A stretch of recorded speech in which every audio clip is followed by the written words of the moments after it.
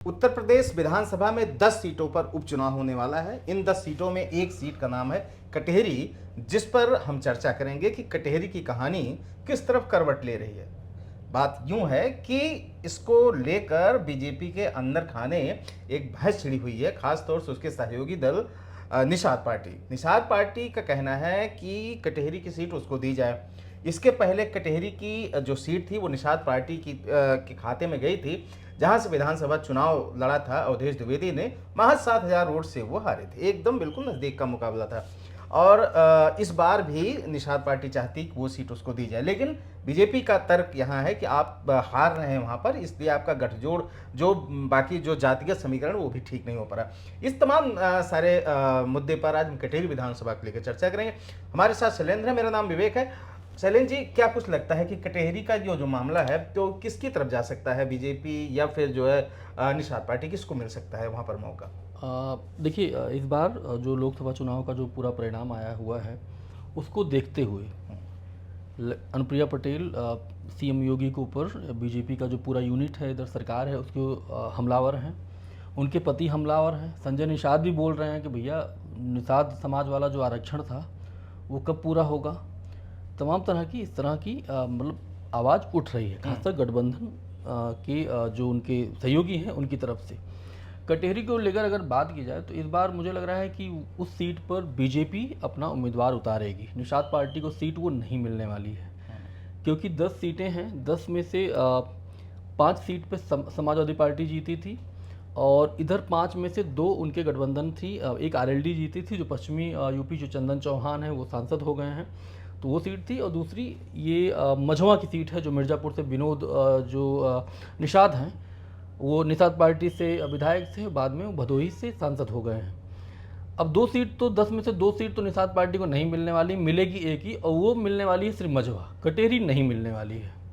इस बार बीजेपी पूरे लाव लश्कर के साथ कटेहरी लड़ने वाली है। जहाँ तक मैं बीजेपी की पॉलिटिक्स और चीज़ें जो अंदर खाने जो रिपोर्ट आ रही है बीजेपी के सूत्रों के हवाले से, बीजेपी चुनाव लड़ेगी। पिछली बार विधानसभा चुनाव की अगर बात करें तो अवधेश जो द्विवेदी बहुत बढ़िया चुनाव लड़े थे। मतलब उस 5 विधानसभाओं में से सबसे अच्छा किसी ने चुनाव लड़ा था तो अवधेश द्विवेदी चुनाव लड़े थे।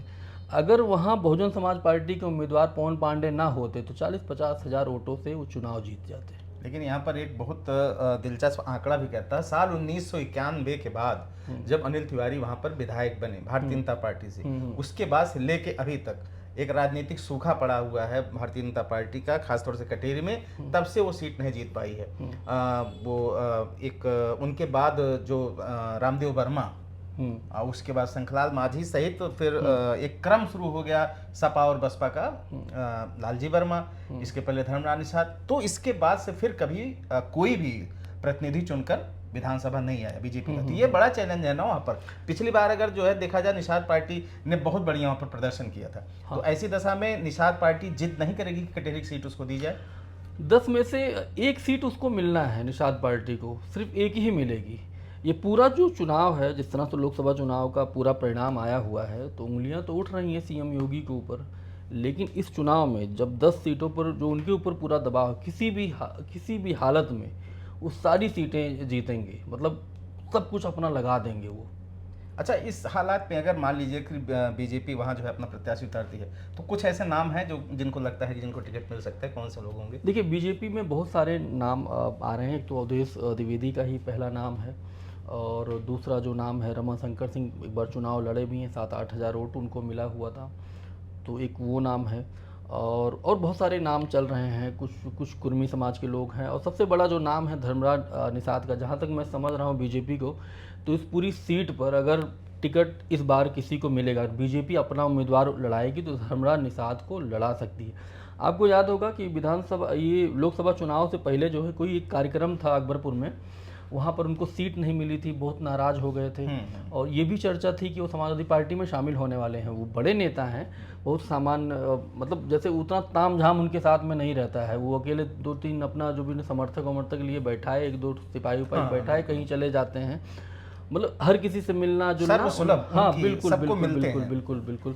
और ये उनका है। तो मुझे लग रहा है कि इस सीट पर बीजेपी जो है एक नया प्रयोग कर सकती है। ओबीसी उम्मीदवार उतारेगी निषाद समाज से, मतलब अति पिछड़ा, कोई ब्राह्मण कोई ठाकुर नहीं। क्योंकि ये जो पूरा जो जातिगत जो कटहरी का है फैक्टर है, कोई ऐसी मतलब जातिगत आबादी नहीं है जो बहुत ज़्यादा हो। ब्राह्मण बताते हैं बहुत ज़्यादा हैं, लेकिन उतना भी ज़्यादा नहीं है कि जीत दिला दें वो। दो नाम इस बीच में और थोड़ा हाईलाइट हुए हैं, पूर्व भाजपा जिलाध्यक्ष कपिल देव वर्मा और मीडिया घराने के एक चर्चित व्यक्ति हैं अजीत सिंह। इन दोनों के नाम के बीच बीच में चर्चा हुई कि अंदर खाने और बैक डोर से जाकर टिकट लेके आ सकते हैं। ऐसा बिल्कुल। कुछ? कपिल देव वर्मा को तो टिकट नहीं मिलेगा। उनको अगर टिकट देना होगा 27 में हो सकता है टांडा वांडा दे दें, कटेहरी में उनको टिकट नहीं मिलेगा। अजीत सिंह जिनकी आप चर्चा कर रहे हैं कि भाई बड़े पत्रकार हैं, वो हो सकता है कि कन्विंस कर ले जाएं संगठन को। अब BL संतोष अभी आए थे, अब समीक्षा करने आए हुए थे, 2 दिन यहाँ बैठ के गए हैं, पूरा सब कुछ बता के गए हैं भैया विधान, क्योंकि ये पूरा ना एक नैरेटिव बनाने की, अगर ये सीट पर अगर 10 में से 10 सीटें नहीं जीते CM योगी, तो बहुत बड़ा उनके ऊपर 2027 के विधानसभा चुनाव पर सीधा असर डाल बिल्कुल सकती है। बिल्कुल बहुत दिक्कत उनके लिए हो जाएगी। अच्छा, समाजवादी पार्टी ऑलरेडी यहाँ से भी ये सीट उसकी जीती हुई है, लालजी वर्मा के सांसद बनने के बाद खाली हुई है। उनकी बेटी छाया वर्मा, उनकी वाइफ शोभावती वर्मा और जयशंकर पांडे सपा की तरफ। हाँ, ऐसे बहुत सारे नाम चर्चा में है। लेकिन कल से जो अंदर खाने खबर आ रही है, सांसद लालजी वर्मा की पत्नी शोभावती वर्मा का नाम ज्यादा तेजी से सपा की तरफ आ रहा है। आपको क्या लगता है कि छाया वर्मा का मामला, अभी देखिए जलालपुर से चुनाव भी लड़ी थी, और क्या लगता है कि छाया वर्मा या उनकी वाइफ, इन दोनों में से किसको, अगर उनके घर से मिलता है तो किसको टिकट मिल सकता है? देखिए, अगर लालजी वर्मा समाजवादी पार्टी सुप्रीमो से अगर कह देंगे कि नहीं इनको लड़ाना है अपनी बेटी को या वाइफ को, तो वो मना नहीं करने वाले हैं। अब ये निर्णय उनको लेना है कि वो किसको चाह रहे हैं लड़ाना, या तो अपने समर्थक को किसी लड़ा लें बाहर, या तो परिवार में लड़ा लें। नहीं, छाया वर्मा और उनकी पत्नी शोभावती वर्मा में मुफीद कौन होगा उनके लिए? मुझे लग रहा है कि देखिए, छाया वर्मा एक बार चुनाव लड़ चुकी हैं, जब साल 2019 में रितेश पांडे विधायक थे जलालपुर से, इसके बाद वो सांसद होते हैं, सीट खाली होती है, सीट खाली होने के बाद जो उपचुनाव होता है तो 790-800 वोट से वो हजार के नीचे ही, बहुत कम। हाँ, काफी कम था। और ये भी गौर करने वाली बात ये भी रहेगी कि सुभाष राय का, हाँ सुभाष राय, मतलब वो बड़ा ही उनकी एक कोई फिल्म थी, उसमें एक डायलॉग है, कहते हैं बहुत जबर किस्मत है। सुभाष राय की वाकई बहुत जबर किस्मत थी।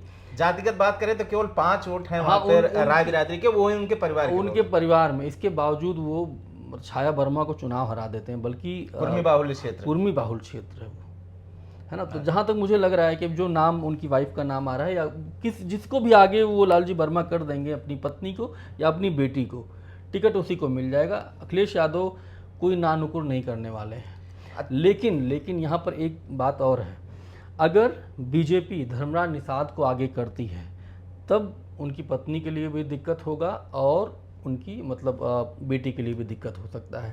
शंकरलाल मांझी काफ़ी दिनों से प्रयास में हैं कि उनको टिकट मिले, और उनके लिए सीट है, जीती हुई सीट है, 12 में वो चुनाव जीत चुके हैं यहाँ से। इसके बाद बहुत जगह से लड़े, वो नहीं जीत पाए। ये उनके लिए फैक्टर, उनका घर भी है कटेहरी में ही बना लिए, वैसे यहाँ के रहने वाले नहीं है, मूल रूप से हैं बाहर के, लेकिन यहाँ घर और द्वार अपना सब बना लिए हैं। भीम निषाद की बड़ी चर्चा है। भीम निषाद एक और नाम है सपा की तरफ से, भीम निषाद का। भीम निषाद के साथ में जो पार्टी ने, मतलब आप सोचिए कि जो राम भुआल निषाद सुल्तानपुर से जीते हैं, इसका सबसे बड़ा क्रेडिट अगर किसी को जाएगा तो वो भीम निषाद को जाएगा। भाई साहब, 1 साल पूरा मेहनत वो आदमी किया है। मैं मेहनत बोल रहा हूँ, इसको मेहनत होता है, तो वो जो टोन है अवध वाला थोड़ा आ जाता है। नहीं, ठीक है। तो उसमें क्या है कि 1 साल से वो आदमी कर रहा था, लेकिन कुछ उनके बयान थे ऐसे वायरल हुए, जिसकी वजह से बहुत सारे लोगों की शिकायतें गई समाजवादी पार्टी सुप्रीमो के पास। उनका टिकट जो है कट कर राम भुआल निषाद को मिला, यही कारण है। तो वो काफ़ी हैं, वो भी लगे हुए हैं, और जिस तरह से वो इसके बाद उनको मनाया भी गया था। आपको याद होगा कि रितेश पांडे के साथ CM योगी से मिलने चले गए थे, एक फ़ोटो बड़ी वायरल हो रही थी। बाद में जब लोग पूछने लगे कि आप रितेश जी के साथ में गए थे वहाँ मिलने, कहा कि नहीं, वो बिटिया का कार्ड देने गए थे, शादी थी घर में हमारे, है ना। तो इस तरह की भी बातें हो रही हैं। भीम निषाद का भी नाम है, जयशंकर पांडे का भी नाम है समाजवादी पार्टी की तरफ से, लालजी वर्मा उनके परिवार का नाम तो है ये है जो है, और भी कुछ नाम हो सकते हैं। सब मिला के आपको लगता है कि भारतीय जनता पार्टी अगर अपना प्रत्याशी उतारती है, विशेष तौर पे दलित या जो है अति पिछड़ा में से, तो उसकी लड़ाई इस बार वहां पर उपचुनाव में बन सकती है, खास तौर से अगर लालजी खासतौर धर्मराज प्रसाद का अगर नाम आता है। हाँ, वही अगर बीजेपी को ये सीट जीतना है तो उनको ठाकुर और ब्राह्मण वाला मोह जो है छोड़कर ओबीसी को अति पिछड़े समाज मतलब पिछड़ा नहीं, अति पिछड़े समाज से आगे करना पड़ेगा, तभी वो जीत सकती है। बहुत बहुत शुक्रिया हमसे बात करने के लिए। आप शैलेंद्र जी हमसे बात कर रहे थे। नतीजे चाहे जो भी हों विधानसभा के, लेकिन कटेहरी का उपचुनाव जो विधानसभा का होने वाला है वो खासा दिलचस्प होने वाला है, क्योंकि ये इस बार भारतीय जनता पार्टी के करो या मरो की लड़ाई है। क्योंकि ये जो 10 विधानसभा उपचुनाव हैं इसके परिणाम सीधे विधानसभा चुनाव 2027 को प्रभावित करने वाले। मेरा नाम विवेक है, आप अनादि टीवी उत्तर प्रदेश देख रहे थे। बहुत बहुत शुक्रिया, धन्यवाद आपसे।